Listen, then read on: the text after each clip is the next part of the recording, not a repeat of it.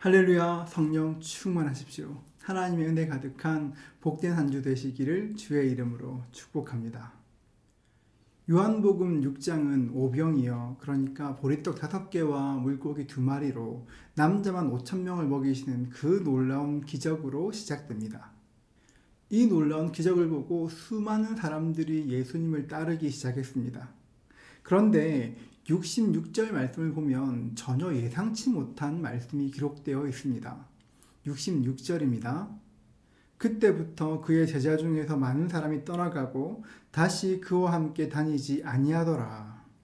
정말 놀라운 기적의 말씀으로 시작되었는데 제자 중 많은 사람들이 예수님을 떠났습니다. 심지어는 다시는 예수님과 함께 다니지도 않았습니다. 갑자기 왜 이렇게 변했습니까? 다름 아닌 예수님의 말씀 때문입니다. 53절부터 55절에서 말씀하신 것처럼 인자의 살을 먹고 인자의 피를 마시지 않으면 너희 속에 생명이 없다고 말씀하셨습니다. 이 말씀을 문자 그대로 받으면 정말 무시무시한 말씀입니다. 교회 역사에 보면 이 말씀 때문에 예수 믿는 많은 사람들이 사람을 잡아먹는다, 그런 소문 때문에 참 많이 고통당하기도 했었습니다. 보리떡 5개와 물고기 2마리를 가지고 5,000명을 먹이실 때만 해도 정말 분위기가 좋았는데 예수님의 그 말씀 이후로 예수님을 따르던 무리가 정확하게 2패로 나뉘었습니다. 첫째는 말씀을 듣고 예수님을 떠난 사람들입니다. 60절입니다.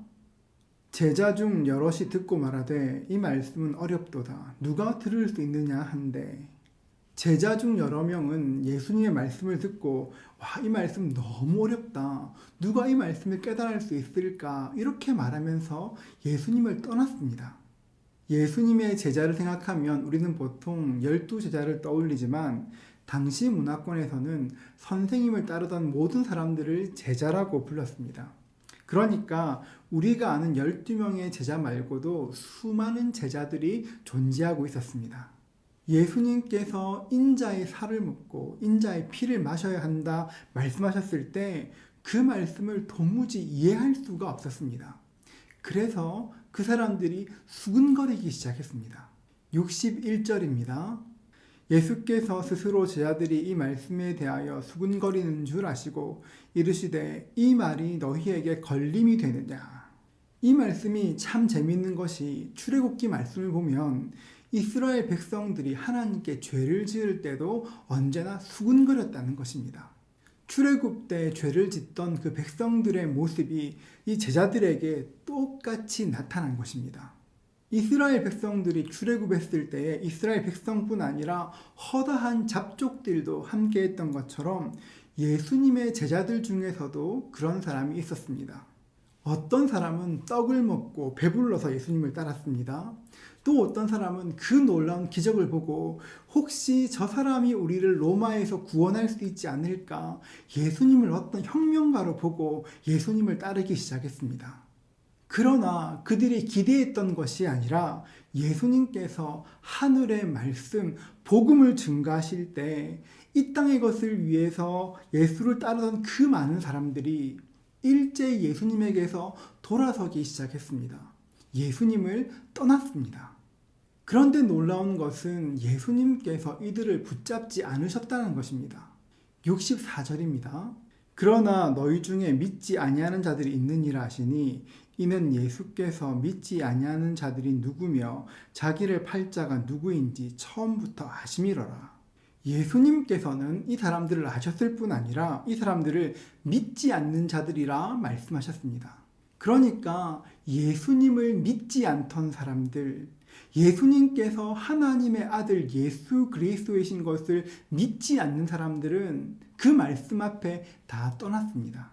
말씀을 듣고 예수님을 떠난 사람들이 있었고 반대로 여전히 예수님을 따르는 사람들이 있었습니다. 사람들이 막 흩어지기 시작할 때 예수님께서 12제자에게 물으셨습니다. 67절입니다. 예수께서 12제자에게 이르시되 너희도 가려느냐. 우리말로 보면 너희도 가려느냐, 예수님께서 그냥 물으시는 것 같지만 헬라어 원문을 보면 그 뉘앙스가 조금 다릅니다. 너희도 가려느냐 이 말씀을 문법적으로 풀어보면 부정 의문문이고 복수 2인칭 강조용법입니다. 무척 어려운 것처럼 들리지만 그러니까 이 말씀을 헬라어의 의미를 살려서 이렇게 풀어본다면 이런 뜻입니다. 너희는 안 갈 거지. 너희는 나하고 같이 있을 거지. 그러니까 너희도 가려느냐 이 말씀은 너희는 안 갈 거지. 너희는 나하고 같이 있을 거지. 그러니까 12제자에 대한 깊은 믿음이 들어있는 말씀인 것입니다. 그러니까 너희도 가려느냐 이 말씀은 너희는 나하고 같이 있을 거지. 너희는 나를 떠나지 않을 거지. 12제자에 대한 깊은 믿음이 담겨져 있는 말씀인 것입니다.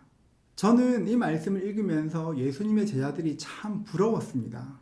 예수님께서 믿을 만한 사람이 되는 것 얼마나 근사한 일입니까? 예수님을 따르던 사람들이 그 곁을 떠나갈 때 저를 보시면서 우리를 보시면서 너는 안 갈 거지. 너는 나하고 같이 있을 거지. 나는 내가 내 옆에 있을 거 잘 알아. 이렇게 말씀하시면 얼마나 좋겠습니까? 저도 예수님께서 믿을 만한 사람이 되었으면 좋겠습니다. 여러분도 그랬으면 좋겠습니다. 세상 사람들이 다 나를 떠나도 너는 내 옆에 있을 거 알아. 너 안 갈 거지. 이렇게 말씀하신다면 너무 황홀할 것 같습니다. 68절입니다. 시몬 베드로가 대답하되 주여 영생의 말씀이 주께 있사오니 우리가 누구에게로 가오리이까? 베드로가 이야기합니다. 주여 영생의 말씀이 이곳에 있사오니 우리가 누구에게로 가오리이까? 주님 당연합니다. 제가 주님 곁에 없으면 누가 있겠습니까? 주님, 저는 당연히 주님 곁에 있을 겁니다. 베드로가 이렇게 고백했을 때 우리 주님 마음이 얼마나 좋았겠습니까?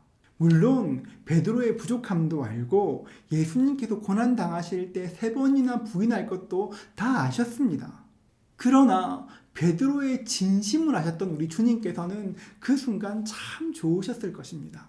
그렇다면 베드로가 이렇게 자신 있게 말할 수 있었던 그 이유가 무엇이겠습니까?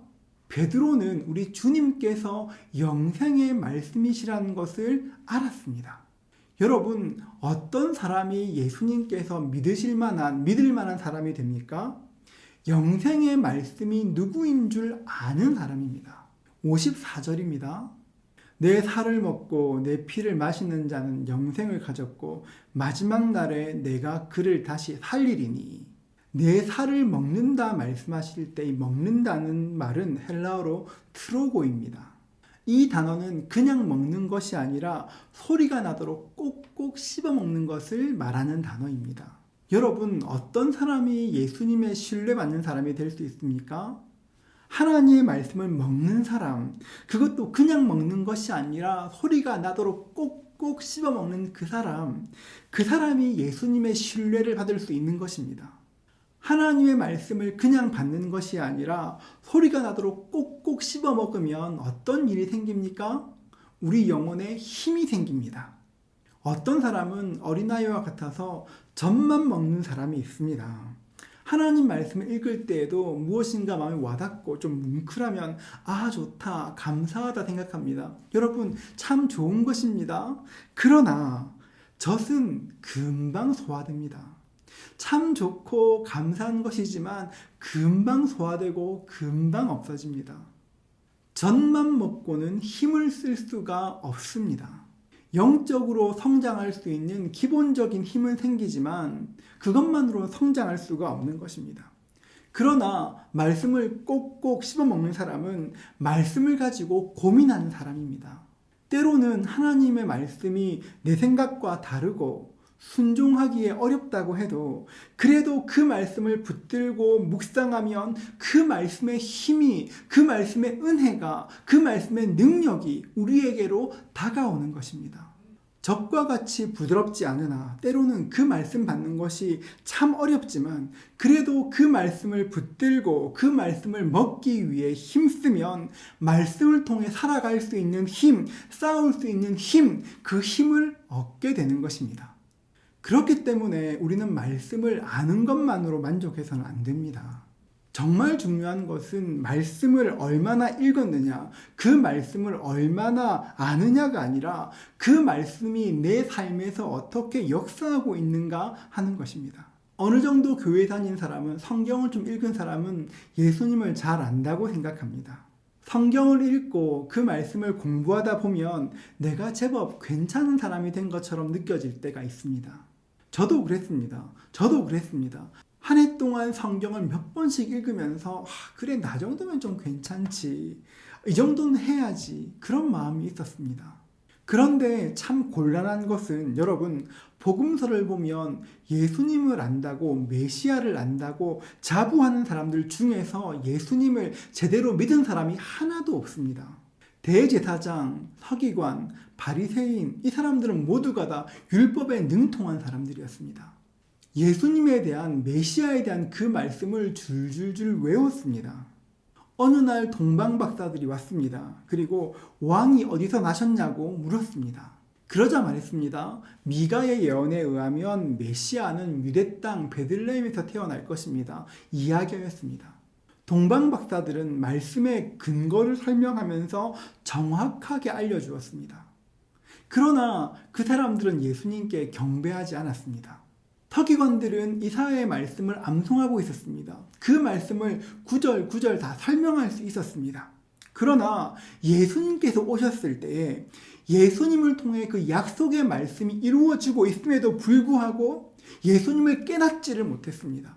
눈앞에서 자기들이 암송했던 그 말씀이 이루어지고 있는데 예수님을 몰랐습니다. 더 충격적인 것은 복음서에서 예수님의 존재를 가장 잘 아는 존재가 사탄이었다는 것입니다. 예수님께서 사역하실 때마다 귀신 들린 사람들은 저 사람들이 하나님의 아들이다 소리 높여 이야기하였습니다. 서기관, 바리새인, 귀신 들린 사람, 이 사람들은 예수님이 누구신 줄 알았지만, 누구보다 많은 지식을 가지고 있었지만 그 말씀으로 변화되지 못했습니다. 지식은 지식일 뿐 그 지식이 삶으로 연결되지 않았습니다. 아는 것이 중요하지만 그것이 전부가 될 수는 없습니다. 우리에게는 큰 믿음이 아니라 겨자씨만한 믿음이라 해도 진짜 믿음이 있어야 합니다. 예수님을 믿고 예수님을 따르겠다는 믿음이 없으면 예수님을 제대로 아는 것이 아닙니다. 사랑하는 성도 여러분, 예수님을 아는 것으로 만족하지 마십시오. 성경 읽는 것으로만 만족하지 마십시오. 그 말씀을 통해 예수님을 만나고 그 말씀이 우리 삶 가운데 드러날 수 있도록 기도하십시오. 그렇지 않으면 우리도 예수님을 떠난 그 사람들처럼 그렇게 될 수도 있는 것입니다. 아는 것보다 중요한 것은 그 말씀대로 살아내는 것입니다. 그것이 예수님을 믿는 것입니다. 이번 한 주 우리 모두에게 말씀대로 살아내는 그 은혜가 있으시기를 주의 이름으로 축복합니다. 예수님을 알고 그 말씀대로 살기 위해 노력할 때 우리 삶에 하나님의 은혜가 임하게 되는 것입니다. 그리고 그 은혜로 예수님을 따르게 되는 것입니다. 우리 모두에게 이 은혜가 있으시기를 축복합니다. 주님께서 우리 삶 가운데 역사하실 것입니다. 그 은혜 누리시는 저와 여러분 되시기를 주의 이름으로 축복합니다.